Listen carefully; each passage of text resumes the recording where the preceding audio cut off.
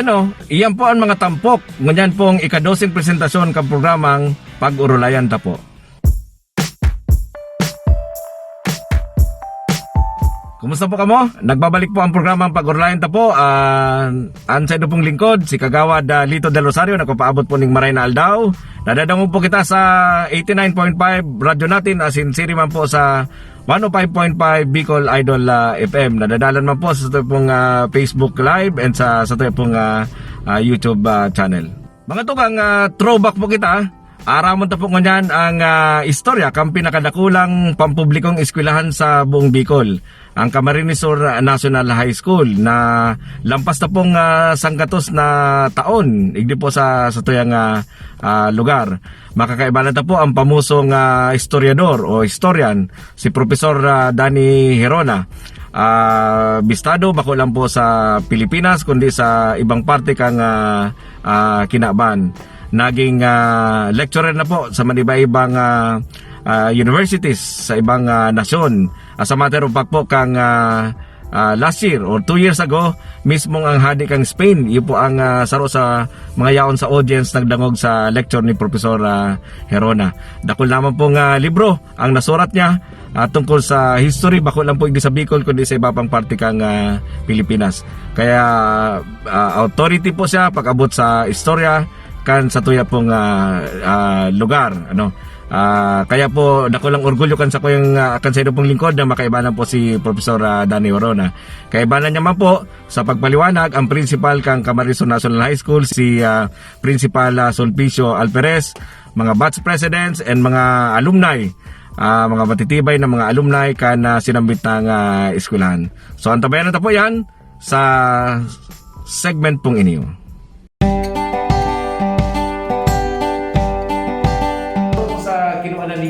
Very important insight kang Camarines Sur National High School to establish its yung period kung rin talaga sinta na i-mundrag ko na itong is was Professor Danny Herona. Sir, for to refresh the minds of our viewing public, base po sa recollection nito, sorry po talaga nakapuon establish ang Camarines Sur National High School. Ang Camarines Sur National High School nagtinugdas sa panahon ng mga 1902. Kaya po ang dahilan ini po product ni kang Thomasite Education. So kan August kan mga 1902 po, nag-abot na rin sa unang grupo, more than 500 mga Thomasites na halip sa Amerika. Ini po ni bakot na ni mga soldados, mga civilian, mga trained na pig-recruit kan American government para punan ang training kan mga Filipino teachers na later on i-deploy sa mga iba-ibang banwaan. So, nagpuno po diyan sa mga banwaan, padara ini yung dakol na numero kan mga Thomasites dito sa interong halos banwaan, mayor na banwaan kan region. And after pong ma-establish ninda ang basic education, nag-put up na po sila ng higher education. Ini pong high school. Ang dahilan po kaya, sa major na dahilan na nag-open sila ng high school, bako talagang immediately para sa mga high school, pero magiging training ground kan mga teachers. May ina-accord sila po itong vacation summer school. Na ang purpose po kang vacation summer school, and dyan most probably sa may Camarines Sur National High School, para i-train sa English language si mga Filipino teachers na ang ginagamit nila mga Espanyol. So kada summer, pigpapadyan ninda, hali sa interim market ng Bicol Region, pinapadyan sa Camarines Sur National High School para mag-summer training sa English language. Kaya lang after several seasons, summer seasons kayo, nag-open na sila ng high school sa mga mayor na mga lugar digdiyo sa Bicol, sa Camarines Sur, Park Bicol. So diyan po nagpuon yung sa lugar na yan. Although dahil kung kayo fix si specific place kung saan sila, pero because may sarong kung i-refer na ang sarong lugar kang inot na eskwelahan, diyan po na sa may kigrahidang sa may building na ito ninda, tubahan ng katedral. Diyan sa ikagawin dito. Dahil ko lang kung ito si high school, because ini yung part ng high school ko niyan, medyo remote na lugar, bakong gaya ng sentro. Kaya baka i-transfer na lang din naman at some later time. But definitely, within 1902, nagkaigwanan ng Camarines Sur High School pero dahil tanggal exactly araw kung saan si specific na lugar. So yan po dyan nagpuon ng Camarines Sur National High School. And exclusive po ito na higher education dito except for the seminary na igwaning high school man, yun lang ang pinakainot na high school na igwang tanibing sa Camarines Sur and sa Naga.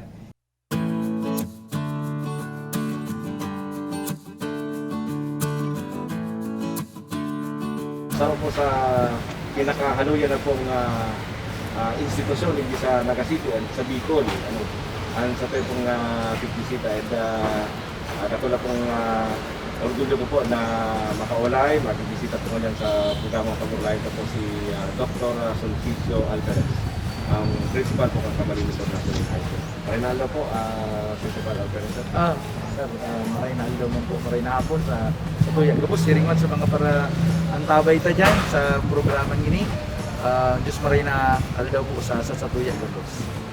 Bago po naging principal si Sir Alvarez, hindi sa Kamhay, naging principal po siya muna kang Pinago National High School. And after several months, pinol out po siya to be the principal kan Naga City Science High School. And after several years po, yaw na po siya nagiging sa Kamhay. So sir, pwedeng mabalikan ka ang istorya kang Camarines Sur National High School? So ang Camarines Sur High School po ay nagpunini kang 1902, base iyan sa sarong pag-aadal kasi kaito kaya nagkaigwa ni sinasabi na ang Camarines Sur Camarines Sur National High School nagpuni 1904. So pinag-correct iyan kung pag-centennial kang eskwelahan, bali nag-commission ang Kamhay kaito sa pamimihinot ni Ma'am Nanayling Abad para magkaigwa ning sarong pag-research, So nagduman sila sa Ateneo de Manila University and some institutions kaito na ikuan na nila kan si mga plus si Dr. Dan Girona, nagpa siyang kabali sa pagkuha na ng information. And since then, patunayan na July of 1902, July 18 or 14 na, naging si pag-found kayo yung eskwela na iniyo. Nagpunin bilang Camarines High School, itong sa Ambus Camarines Ambus Camarines. And then kang kaluhaluyin na ginang Camarines Sur High School, then part sa Camarines Sur, and finally recently lang yan na 1980s na siya kang ginibuin niya ito sa mga magtuto si Principal Pedro sa mga magtuto na nagi na ini yung Camarines Sur National High School. So since then hanggang ngayon po iyan ang sa tuyang pigukuhan na ning istorya kang eskwela na iniyo. And duwa pong campus ang Camarines Sur National High School para makater ang almost 12,000 na estudyante from grade 7 hanggang grade 12 sa Munyan po. So since then, sabi Sir Jojo, naging nag-produce na po siya ng mga quality graduates, outstanding graduates. Oo po. Actually, duman sa libro na produce kang pag-centennial niya, duman may hiling si mga matitibay na mga nag-graduate degree, igwa na siya ni senador, di ba si Senadora Tekla Kang Albay, San Andres Siga, graduado siya degree. Si the late Joker Arroyo, nagklase degree ng duwang taon, And then, of course, may kita ng mga kunyan, punta kayo ni? Ambassador, sa Ambassador Primavera, Solan Primavera, haliman sa Ligtillo.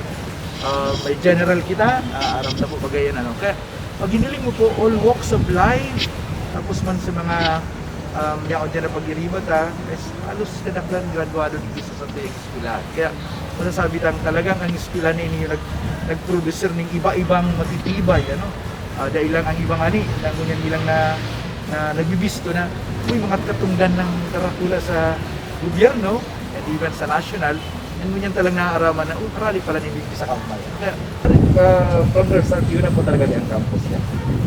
Kamhay na o ano pa po sa ibang lugar bago po siya nag-settle just the main campus. Kayo, ang pinuunan kayo, kung mahilig niyo dyan sa along Peña Francia, yan bagang duwang arog yan na luma. Base duman sa istorya, yan ini nagpuon bago nagdikli sa kuya. Kasi European kayo ni kayo, ano, may libro kami dyan na nahiling na ini nga ni parte sa na ini inyo. Ang tinitindugan tan inyo, pero kaduduutan pa inyo na igusta na dyan sa portion na iyan, na diretso parang agihan. Kaya dyan na mugtak actually ang ang kwento ito si parang ilot na sa ditsa ng flag pole, dyan pinuunan. Message po sa mga sa mga estudyante kang kamhay and dumo po sa mga nag-graduate po. Sir. Sa mga estudyante ko niyan na aram kong sagot sa mga magulang ganing mga estudyante may na dati man ganing mga estudyante ang ibaligdi na ang pakiulay na pagtarabangan ta po ini yung sitwasyon ta mo niyan arami pong dipisil maski sa mga estudyante po na araming nadidipisilan ka mo human po sa tuyang mga teachers nadidipisilan man asin kami digdiyo asiring man na ang pagplano at sa kuyang paghiling na patabangan ka mo siguro ang kaipuan lang po is yung open-mindedness na dahil kita magpuumot maski aron kayo niyang gamurugtakan ta. Pag nag-distribute kami, pag dahil naintindihan, ang teacher po willing man na magsibag, kan texting do, kung naka-online po, may GC, baga mga estudyante, dumanta po i-tao ang mga bagay na ini. Itong, pag may problema po, nagka-problema kaya pag-abot naman sa module, din ako ang i-contact na po permi ang advisor sa gunang teacher. In as much na ako man yan mga nakakaabot sa buya, ina-actionan tayo yan, pero binabalik tayo naman sa teacher, sagod sa mga concern na pag-iribatan nito sa campus na nga rin sa nang ma-facilitate and magkaigwan yung katawan ng resolution ng mga bagay na yan. Kaya sa gabos po na yaon dyan, nagdadawin yung kayo programa ni Kagawan dito, kailan po kahumag ko yan, magduwa-duwa na paabot sa buya, kasi po sisibagan tayo yan maski sa tao kayo niyong kadipisilan, sa tao kayo niyong challenges na ay pagtarabangan po kita sa bagay na yun. Kaya sa gabos po na yan, dahil kita mauwaran yung pag-asa, salamat naman sa mga chess alumni na naghingungan na magtabang digis sa tuya, lalong-lalo na naman sa mga donations nag-raising donation, pagpun duman sa sabigan sa coupon fund, duman sa health equipment, nagtauning alcohol, etc. po. Salamat na maray. Siring man sa mga padagos na nagtatauning suporta sa satuya. Nagkakaperang batches po yan na talagang padagos silang nagtatauning suporta dito sa satuya, lalong-lalo na sa mga kapwa ni high school. Salamat na maray.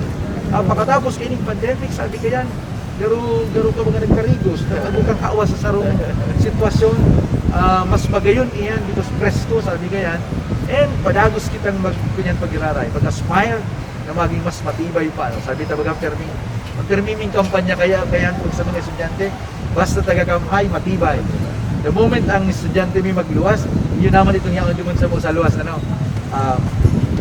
high schoolano, lambang high schoolano, orgulyong syudadano. Yan ang permitang sinasabi na sa kadakulan ka nag-gradual sa kamhay, kada saro sa inyo, kada saro sa satuya, dapat maging orgulyong syudadano. Kayo po yan ang kaipuan tamo niya ng mga pasto. So, ito po yan, sir. Salamat. Salamat po maraming. Salamat po maraming. Si Senal Perez po nakatabang po personalmente sa mga endeavors kang kabalang gobyerno. PSO po ang kanto and sa mga City Councilor. Very active po lalo na sa disaster management. Si mga drills pong pagkakantakti na one-out sport po and na-cascade na maray sa mga estudyante. Si kultura kan pagiging preparado. So nagpapasalamat po sa iya sa pag-extender ng mga tabang na ito kan mga ilot na mga bulan, mga standing po si preparation and execution kan si Camarines National High School. So salamat po maraming sir, liwat. Mabalik po kami sa dyan sa mga graduates hindi sa kamhay. Maabot ang panahon, lalo kang anduyugan, tabangan. Maabot ang panahon, makulang ni araw kanya ang abot ang kamhay because nag-build ka mo ng sarong institusyon na lampas ng sarong gatos sa taon. Yung pamanggiraray, nakatindog kasing mas lalo pa nag-uus pong salado ng edukasyon iti sa Bicol.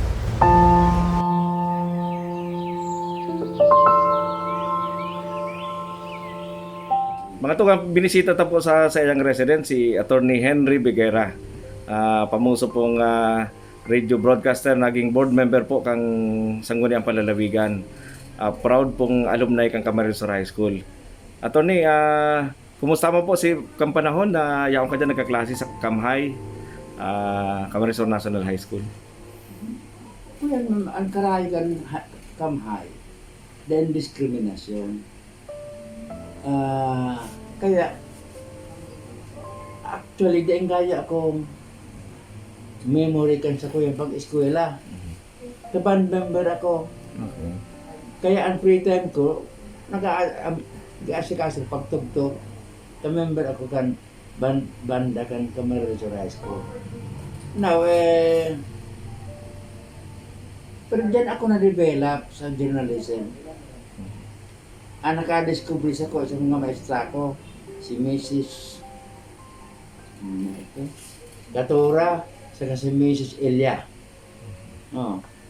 Nagpuna ko pagsurat-surat dyan sa school organ ng Camarines High School.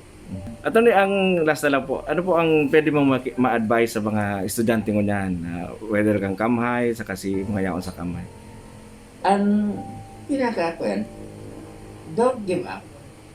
Miski sa tao ng pagtios, sige siya na. Taan Camhay, isa rong eskwelahan na dahil diskriminasyon. Tinatawaan yung opportunity ang lambang siya ron. Kaya, dahil yung pag-considera ron, ang pagtios na kaulangan sa pag-eskwela. Aron sa rong picture ka ng Camhay, tadi non-secular. Miski anong religion, nakaka-eskwela dyan. Aram ako man ako purebred na taga-Camhay. Mixed breed ako. Napiritan ako maglipat nga. Tiyos. Munyan na. Ninulit at tiyos. Dapat tutukan talaga. Salamat pong maray.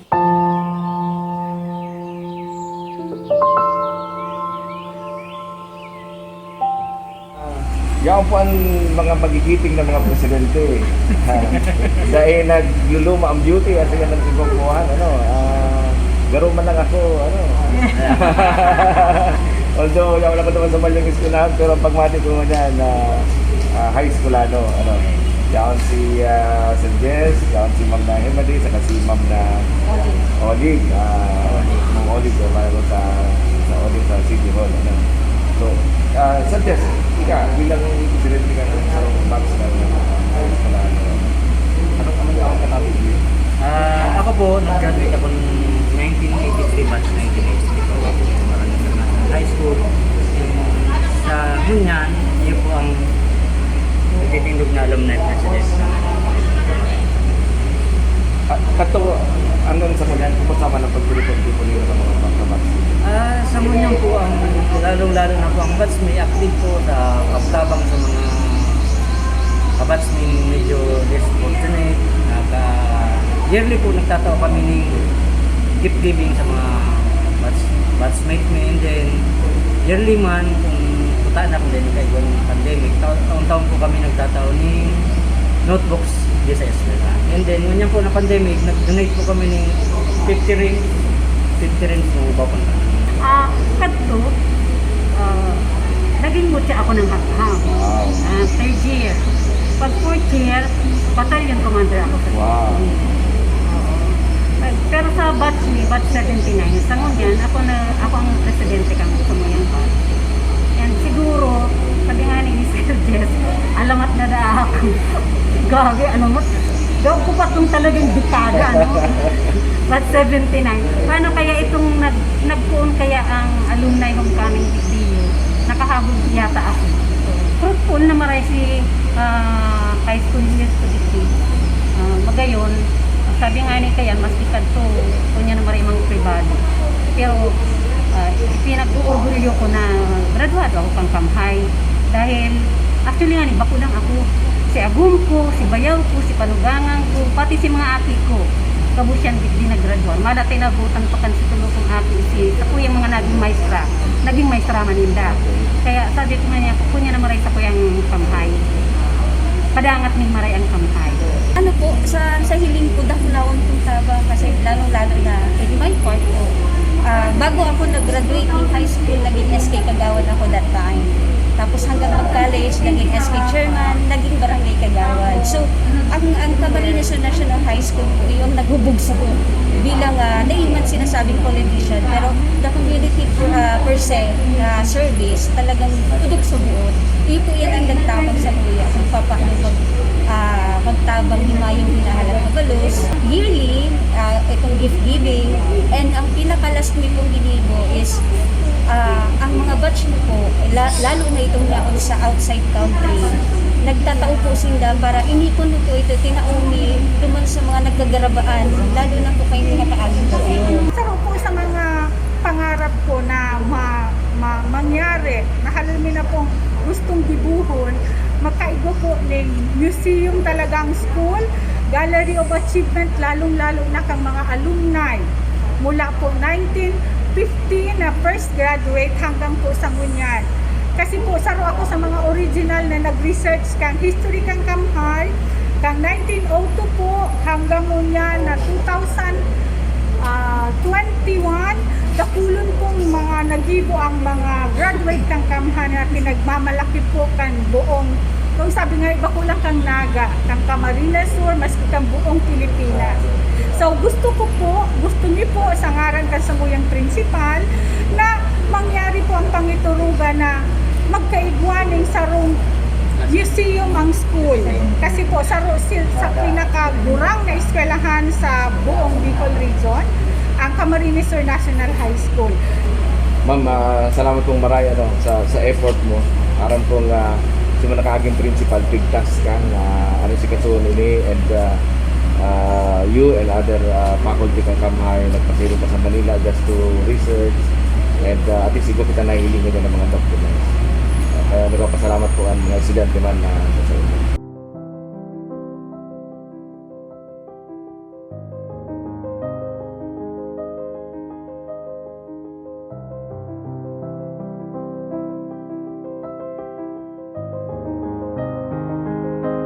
Palita po si Ma'am na Arlene na Peñaflor. Siya po ang bali head, as in head custodian kani pong mga important documents pong ini. Paano po ninyo yung tatago? Paano hindi po preserve yung mga dokumento ninyo? Digdi lang po siya, pag na-receive ko po siya, yaon na po siya digdi. May po siya makakaano kaya pig-file ko. Siguro talaga po ninyo ma-preserve ang mga records. Reserve na siya. So ang history kang Kamhay po yaon talaga Yaon po digdi. Kulang bagay po na nahilingan po ang mga araw kani. Army pong by the thousands na po ang nag-graduate sa Kamhay. And siguro at least pag nahiling na yung mga pictures na na-recall nila.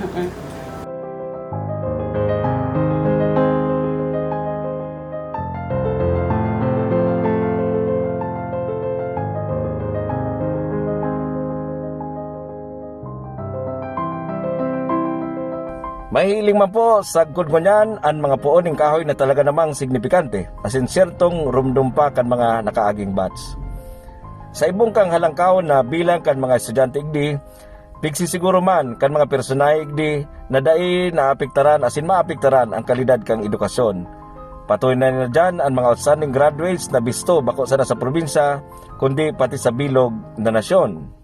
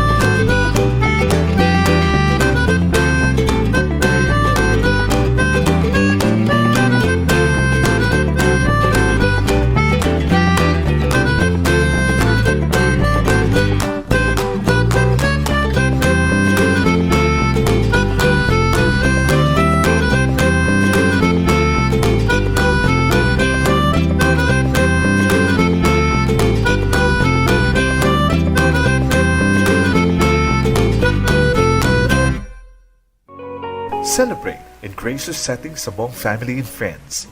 Visit our cafe and experience our delicious menu for group meals. Dids Cafe San Felipe. Awesome and affordable place to eat.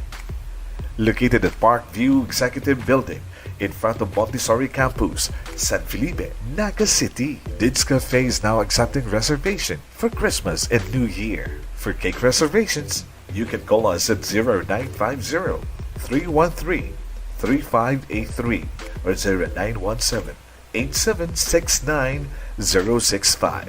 Sa Facebook, hanapin ang Dids Cafe San Felipe. Gusto mo ba ng mga napapanong impormasyong may kinaaraman sa syudad ng Naga? Easy mo na ba ang mga bagong programa kan lokal na gobyerno? Hanap mo ba ang mga istoryang mahatod sa imo ng inspirasyon? Sit back and relax. Huli tatampok ang mga yan sa programang Pag-Urulayan Tapo.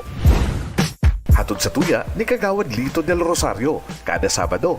Alas 5 ng hapon, madadangog live sa 89.5 Radyo Natin Naga, 105.5 Bicol Idol FM Naga, asin madadalan man sa Facebook page asin YouTube channel ni Kagawad Lito del Rosario. Kaya ano pang hinahalat mo?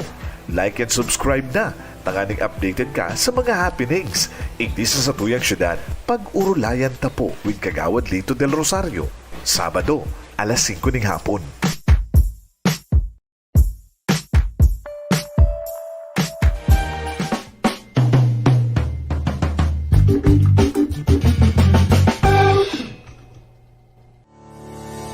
Hi, I am Malu Barciliano of the Ateneo de Naga University. I am the Program Director of the Master in Business Administration and Master in Public Administration cluster of the Graduate School.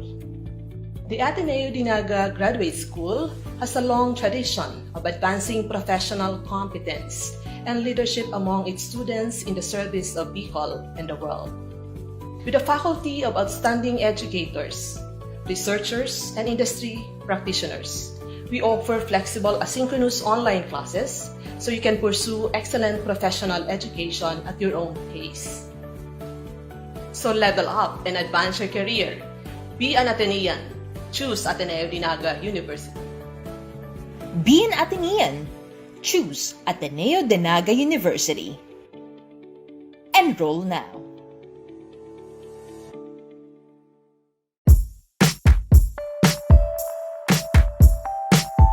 So sa pangalawa pong istorya, liwat po mga kaibanan si Professor Danny Herona sa pagpaliwanag sa tuya kan mga sirkumstansya kan pag-abot kan mga Chino hindi po sa Bicol, particularmente hindi sa Naga. Liwat po ang programa po nadadangog sa 89.5 radyo natin, asin siriman sa 105.5 Bicol Idol FM. So sa kayo pong Facebook page, Kagawad Lito del Rosario, and sa tayo pong YouTube channel. Lalaman na po ang istoryang ini. Ini po in time sa selebrasyon kan sa tayo pong Chinese New Year ngunya na February 13.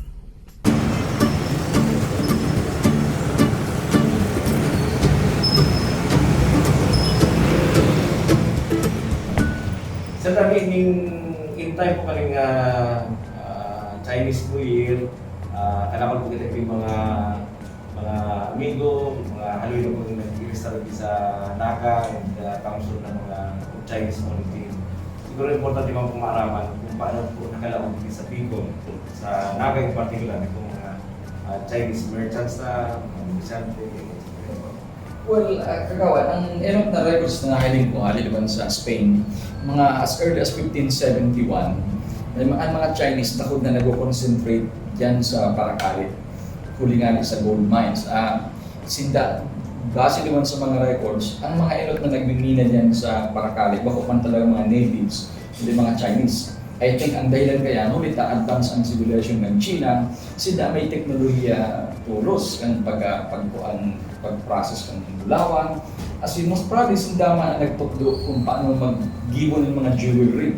Ang Naga, in connection kaya, ang Naga na bistong maray sa mga records sa Spain man, giraran, sinasabing ang Naga naging sentro kang parting ini kang Bicol River District. Huli nga itangga ko sa mga bulawan na hali naman sa Paracale, sa mga bulaw, na agil sa Naga, and ang mga taga-Naga ang matibay na mag-ibo ng mga jewelry.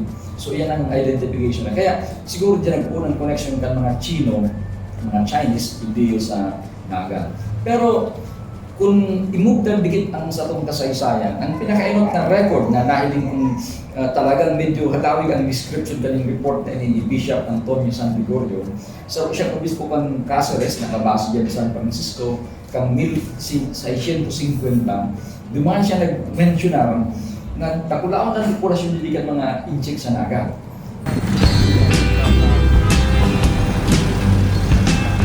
Sigun po kay Professor Danny Hirona, saroan Naga sa igwaning Chinatown sa nasyon. Kung doon sa Manila ng Parian o Chinatown, ang Naga kapag nila ito, Parian Filyo. Kung sabihin, salit na dikit sa Manila. Pero iba kita ng takulan populasyon Chino, kaya nga naging mong garong banwaan. At describe naman sa dokumentong ito na dated 1650 na ang Chinatown di sa Naga, na ako ng Parian Filyo, magpun dyan sa may Aristocrat Hotel, hindi sa may Elias Angeles, may harami sa Plaza Bagangawad. Abot naman sa may Atlantic Bakery. So yan ang Chinatown. So yan, palibot na yan. Dugang pa ni Sir Danny, ang balyong parte naman kan Naga Sentro, dyan sa may San Francisco Church, Yuan Market, yun naman ang pigaapod na Ciudad de Cáceres. Bawal ka ito sa Ciudad de Cáceres ang mga Indio mag-stand. Bawal ka. Kaya mahal ito nag-i-stand yung native. Ang mga Indio lang, yan lang sa Naga, pagkatapos sa Tabuco. Ina-exclusive ni sa Spaniards lang. No, sa palibas sa Ciudad de Cáceres. Pero, palibas sa kaipuan hindaan matrabaho para sa Inda, pig-alaw hindaan mga Chinese na magtugdo kan sa ilang banwaan. Tapos hindaan mga trabador kan mga Spaniards. So sigabos na mga ginigit mga manual labor, tinataod din sa mga Chinese.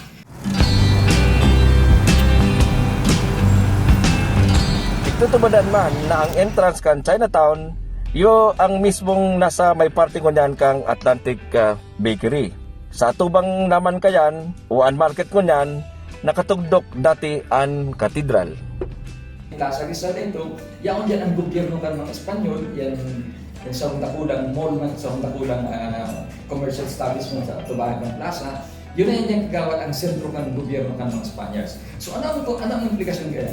Pig-alaw ang mga Chinese, takaipon ng mga Spaniards mag-service sa Inda.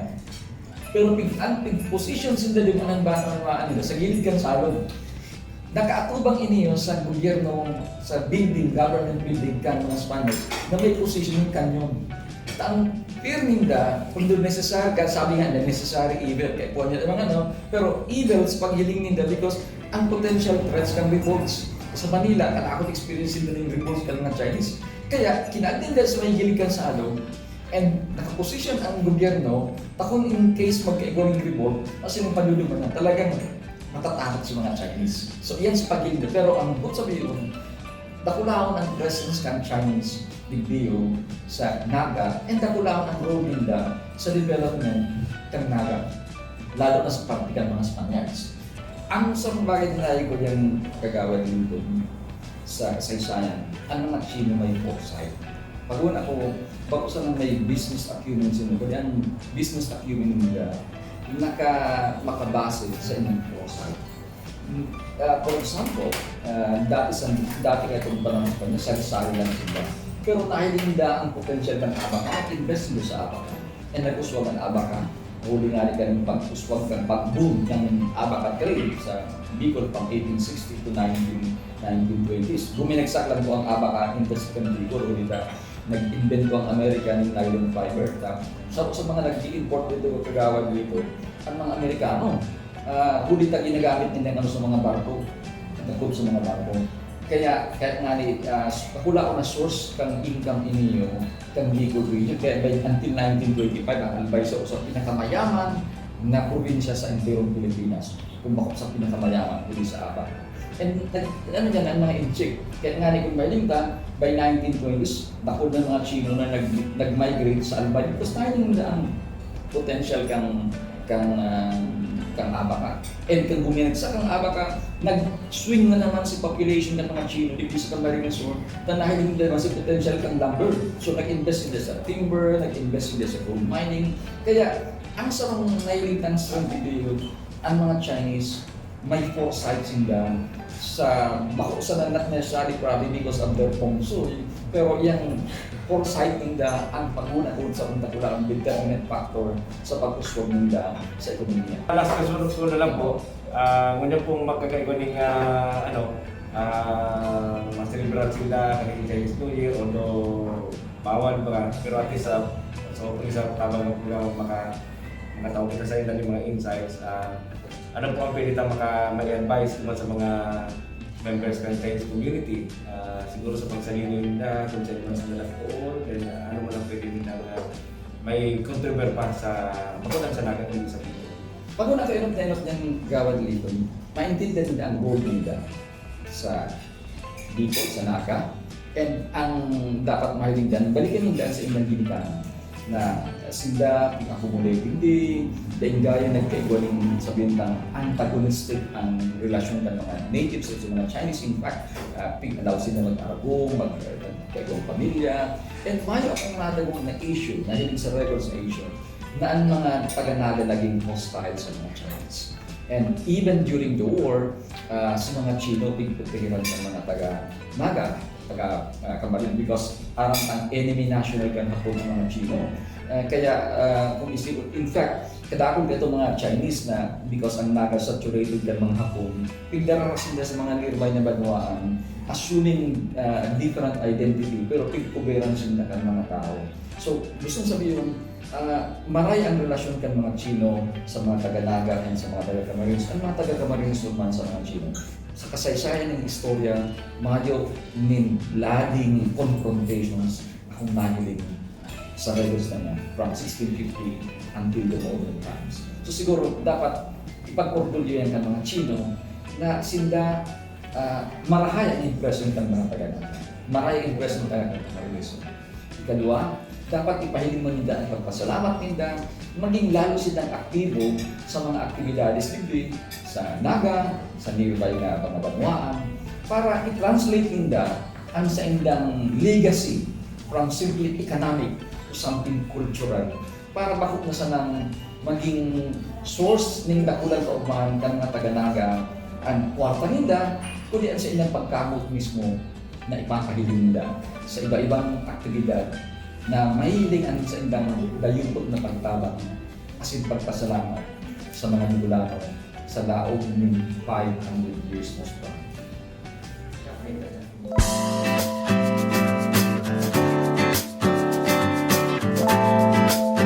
Matipan ng God po nyato sa Gudngunyan ang presensya o ang winalat na legacy kumbaga kan mga Chino. Yaon po ang mga Chinese school sa araw po kan St. Joseph asin na Hope Christian. Pag-abot man po sa mga kakanan, yaon po ang Walk Food Garden, Green Plaza, New China Restaurant, asin iba pang mga kakanan. Yaon man po ang mga socio-civic activities nila. Mati man po yan kan sa tuya pong lugar. And very active po ang mga support groups arop kan Chimputong asin Naga White na perminyatong katuwang igdi sa Naga or na po sa insidente ni mga kasulo. And siriman ang Filipino-Chinese Chamber of Commerce and Industry sa paagi ng pagninegosyo na dakulang tabang po sa ekonomiya kan sa tuya pong syudad. Maswerte po kita, makakaulit po kanya si Sir Robert Oviedo, sa pong prominent na negosyante sa Naga. Araw po kan sinasabi ni Professor Danny Herona, ever since ang mga Chinese community sa Naga nagsumikap. And putunta po siya, ano po ang nahiling niyang prospects sa ekonomiya sa tayo pong lugar. Sir Robert. Good morning sa mga nanonood at nakikinig. Sa ngayon, maswerte at kausap ko ngayon ang ating masipag na City Councilor dito sa Rosario at sa Indugong Intiro. Ang role naman kaya ng mga Chinese dito, kadaklan, mga negosyante, bihira ba mahiling na nag-impliyo ang sa umpisa pa lang sinasanay na yung mga bata na matutong maghanap buhay. So, kung makikita natin, ang medyo maunlad ang mga may dugong Chinese. Pero sa ngayon, sa kasalukuyan, wala na yon, napalitan na ng mga Pinoy. Kasi yung mga anak ng mga galing sa China noon, mga apo, dito na pinanganak. So, nag-apply na maging Filipino citizen. Ngayon, marami nang naging natural citizen, Filipino citizen. Ang trust, negosyo, makipagkaibigan. Alam mo sa ngayon, maraming mga maaaring hindi mag-survive. Kasi talagang ang ekonomiya natin, dapang-dapa talaga. Pero, wala naman, pag dapang-dapa na, wala naman pupunta niya kundi tataas ulit. So, a matter of time, yun lang. Kung magtitios ka lang talaga, higpit-higpit muna ng sinturon. Pero babalik yan. Babalik at babalik. Okay.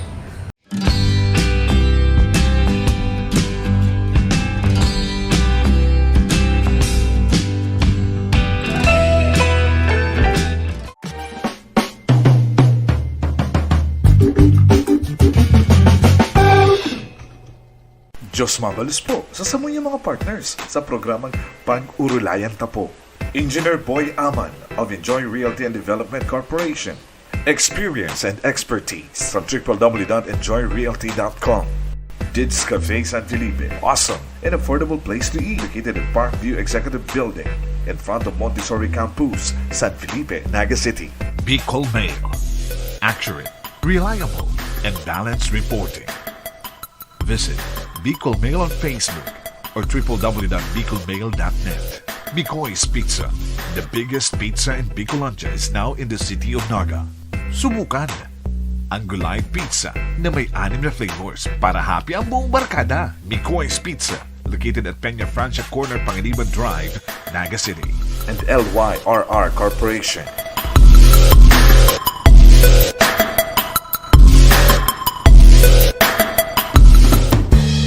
Marikoy, as in Parikoy, ang pinakadakulang pizza sa Bicolandia, yauna sa Naga.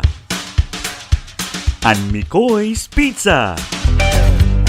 Mapapakagat ka talaga, tadakul ang sizes as in shapes na pwede mong pagpilian. Ang 4 kantos na may 8 flavors. Ang heart shape na manay heart pizza na may iba-ibang flavors, good for 10 to 15 persons. Asin ang pinakadakula, Gulayat pizza na may 6 na flavors, good for 18 to 23 persons. Dakol pang flavors ang pwede mong pagpilian, as in buy one take one pa. Special pizza flavors, chicken, cheeseburger, shawarma, tuna delight, garlic cheese, carbonara, classic pizza flavors, ham and cheese, pepperoni, Hawaiian, bacon, beef mushroom, vegetarian. Namnamin ang iba-ibang variety kan sa indang props in milk teas. Asin ang shawarma na sa indong babalik-balikan.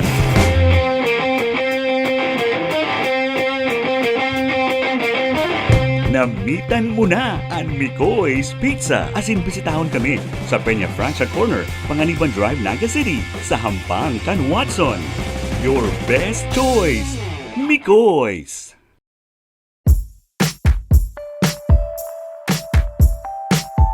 So, Kong Hei Pachoy, Happy New Year po sa mga tugangtang Chinese Filipino na yaw po nakasettle igdi sa Naga since sa ibabang parte kang Bicolanda. Okay, sa mga nagbe-birthday po palan ko niyan, Aldaw, happy birthday po sa Indo ka boss. Sana po naging matiwasayan sa tuyang nakaaging taon and sa mga masunod pong mga taon. So happy birthday po sa Indo, and of course, dito po dapat malingawan ang sa kuya pong Commander-in-Chief, si Dr. Agnes. Nagsiselebrar po kang nagselebrar kan saya pong birthday kang sugma. Dapat tayo malingawan ang sa tuyang Commander-in-Chief. Pira lang edad ni Agnes? 27, 47 or 48. So next, happy birthday sa imo, hali sa mo yan doon ni James Edward. And of course, hali po sa pamilya kang Claveria, asin sa mga nagmamahal sa pamilya, asin sa mga pag-iribata po, even si mga yaon po dyan sa Metro Manila. So happy birthday po, sa gabos na mag-sisilibrar kan sa indang kumplianyo sa ngunyan. Happy Valentine's! Alatong po ning doang sa to yung presentation sa Valentine's na special po ni. Pighandaan kan sa kayo po mga pag-iriba, kan sa ito pong lingkod, tangari pong maging very memorable ang sa tayo pong Valentine's presentation. Sa tayo po pala ng mga activities ko niya na semana, nagkaigo po ng committee hearing ang Committee on Public Utilities na pinapamayuhan po kan sa idong lingkod.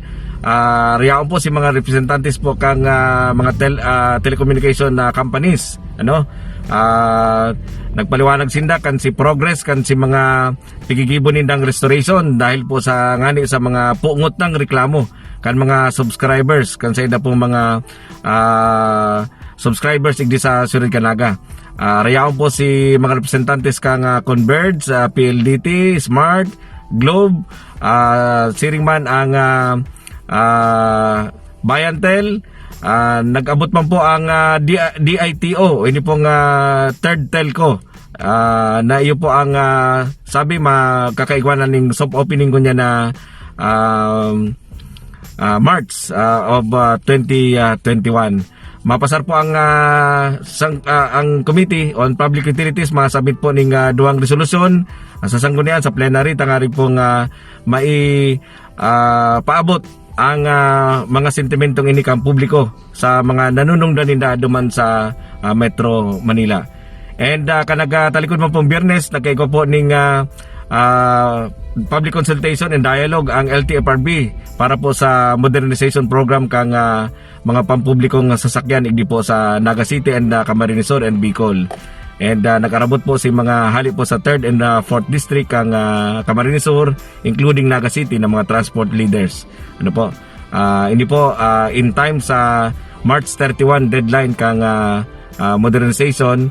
Pagtutulod po ninyo dyan kang LTFRB Region 5 sa paagi po ni dating General Antonio Nilayan Garjola. So mga tugang, kung igwa po kamong bot na ipaabot, kadakol na pong nag-PPM kan mga gustong masunod na topic, bayaan po nindo pigo programa ta po yan. Hopefully arabuton ta si mga concerns, dakol na po yan. Ipaabot lang po sa Samoya sa paagi kan mga pag-PM, pag-message sa ido pong lingkod, tangari pong maisunod ta, mailinyada ta po yan mga topic na yan. So sa harap po kan 89.5 radyo natin ni paagi po ni Ma'am Mape Mariscal and ni Idol Bong Villacruz kang 105.5 and nahiling mo po ang programa ta sa tuyong YouTube and Facebook page. Nakapaabot po sa inyong lingkod si Kagawad Lito de Rosario ning dako lang pa sa salamat sa inyong pong panagos na asindayin sawang pagantabay sa tuyong pong programa. Kung hipachoy, Happy Valentine's Day. Salamat po sa inyong pagantabay. Keep safe.